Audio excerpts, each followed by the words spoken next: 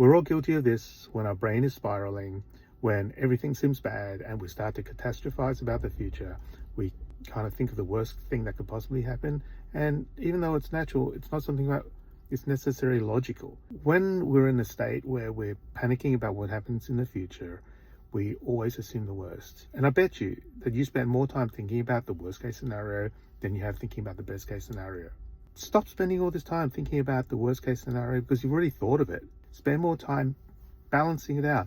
Like, if you've given 100% of your attention to the worst possible thing that could happen, even though you have no control over it, how about sharing the airtime?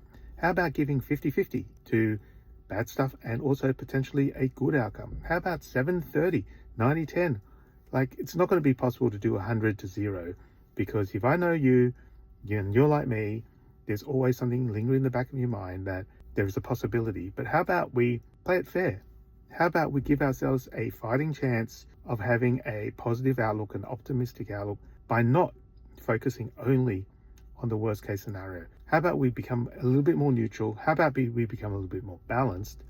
And how about we become a person that accepts the fact that we can't control necessarily what can happen, but we also don't know that it's going to be the worst case scenario, but we're focused so much on the worst case scenario that we're not giving the positive or the good case scenario a chance to bloom. And you imagine how much less stressful your days will be whilst you're waiting for this potential event if you actually give it a chance to be positive rather than just solely negative.